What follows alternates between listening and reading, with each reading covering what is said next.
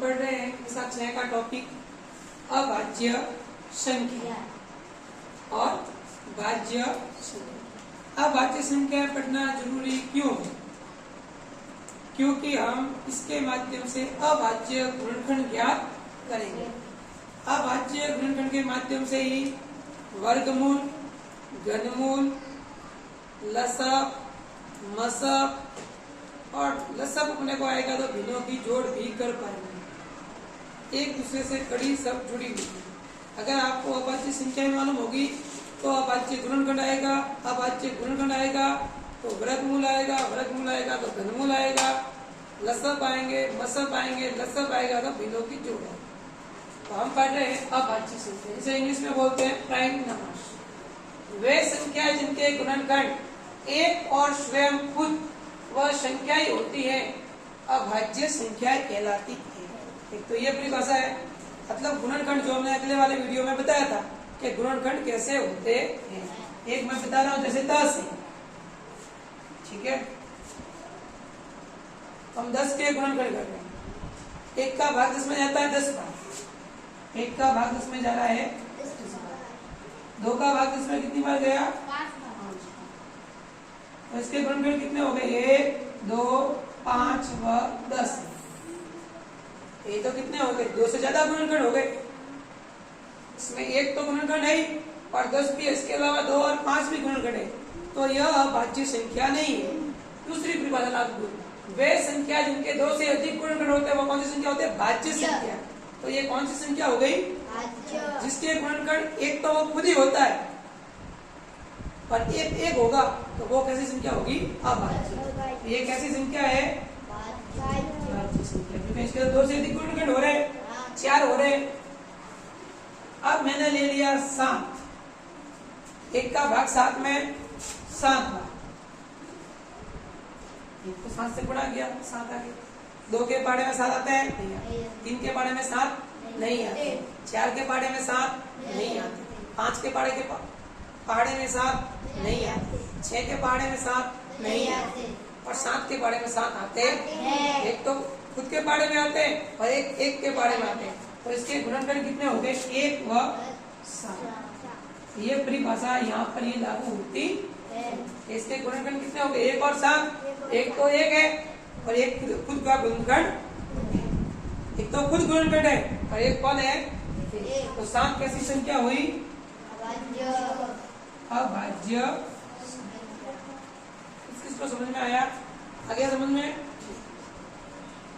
अगर इससे गुणनखंड वाले टॉपिक से समझ में नहीं है तो भाग वाले में समझ सकते हैं। ऐसी संख्या जिनमें एक व स्वयं का ही भाग जाता हो, उसके अलावा और किसी का भी भाग नहीं जाता, उसे अभाज्य संख्या कहते हैं। तो देखो 7 के अंदर एक तो 1 का भाग जाता है और एक 7 का जाता है। 5 के अंदर भी एक तो 1 का भाग जाता है और एक 5 का। 2 का भाग नहीं जाता, 3 का भाग नहीं जाता, 4 का भाग भी नहीं जाता। ऐसी संख्या जिसमें एक का भाग तो सभी में जाता ही है, एक और खुद का भाग जाना चाहिए, वो है अभाज्य संख्या। और एक पर स्वयं के अलावा और किसी का भी भाग जाता है उन्हें हम बोलते हैं भाज्य संख्या। तो ये सब जितनी भी संख्या लिखी है वो अभाज्य संख्या है। 2, 3, 5, 7, 11, 13, 17, 19, 23, 29, 31, 37, 41, 43, 47, 53, 59, 61, 67, 71, 73, 79, 83, 89 और 97। आगे और भी ये अभाज्य संख्या, इनमें सिर्फ खुद का ही भाग जाता है और एक का ही भाग जाता है। तो अपने को ये संख्या याद रखनी चाहिए, भाज्य संख्या। इनके अलावा जो भी संख्या है वो भाज्य संख्या है। 4 है तो 4 के अंदर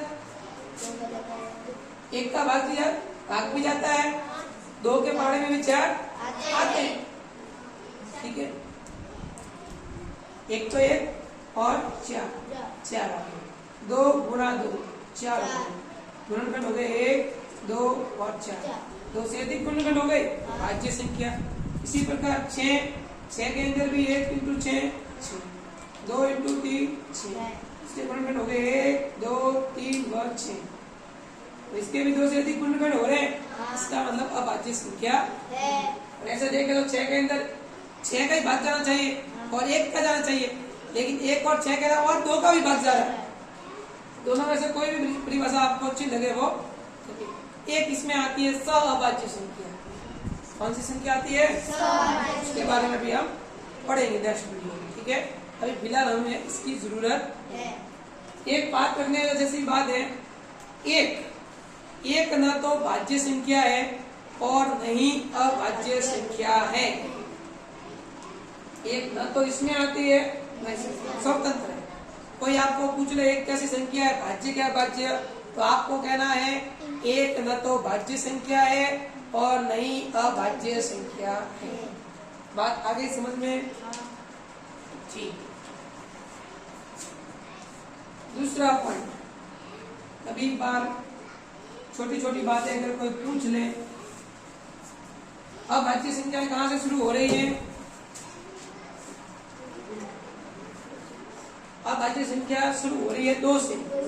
जहाँ से शुरू होता है वो छोटी होती है, जहाँ पर पूरा होगा वो बड़ी होती है। तो हम इसका एक पॉइंट लिखेंगे, सबसे छोटी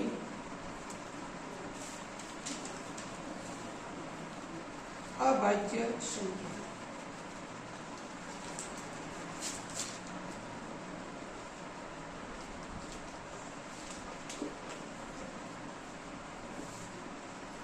अगर आपको कोई पूछ लेगा सबसे छोटी अभाज्य संख्या कौन सी, शुरुआत कहाँ से हो रही? 2 से, तो सबसे छोटी अभाज्य संख्या 2 होगी।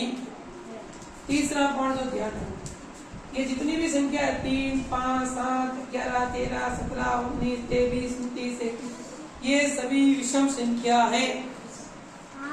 ऐसी संख्या जिसमें 2 का पूरा पूरा भाग जाता है उन्हें सम संख्या कहते हैं।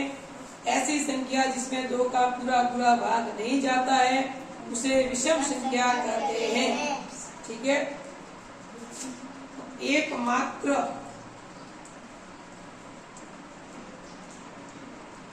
सम अभाज्य संख्या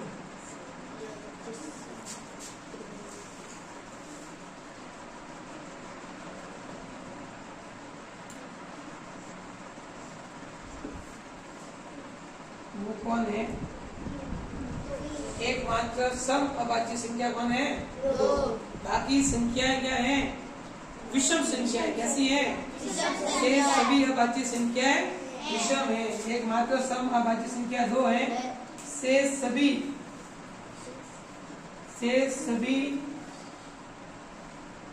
अभाज्य संख्याएं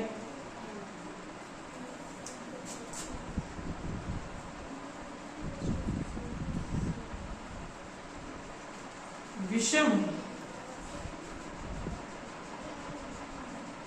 क्या है? बाकी सभी संख्या वो कैसी है?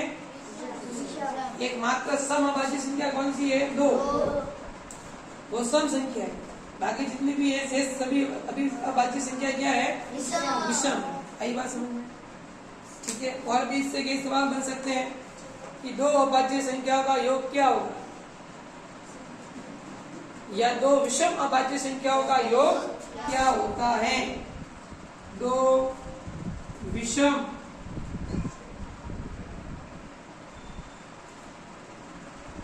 अभाज्य संख्याओं का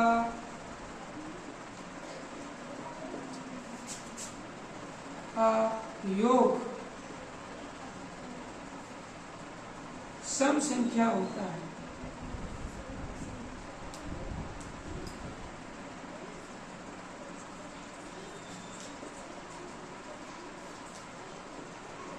दो विषम अभाज्य संख्याओं को जोड़ लो, जैसे 5 भी अभाज्य है, 7 भी। 5 और 7 कितने हुई? 12। कैसी संख्या है? सम। तो 2 विषम कैसी है? 2 विषम अभाज्य संख्याओं का योग ऐसा क्या होगा? सम संख्या। क्या होगा? कोई भी ले लो, जैसे 23 और 31 कितने हो गए? 54। कोई भी ले लो, 79 और कोई बोलो आपकी मर्जी से। कोई और एक अभाज्य संख्या बोल दो, कोई भी लिखी हुई है। 61, 9 और 1 10, 10 का 0, हासिलाई 1, 7 और 6 13 और 1 14। ये भी कैसी संख्या है? इनका योग कैसा आया? सम। ये दो विषम अभाज्य संख्या है, उनका योग क्या आ रहा है? सम। ठीक है। एक सम अभाज्य संख्या और एक विषम अभाज्य संख्या का योग हमेशा क्या होगा? विषम। क्या होगा? सम भी हो सकता है, विषम भी हो सकता है।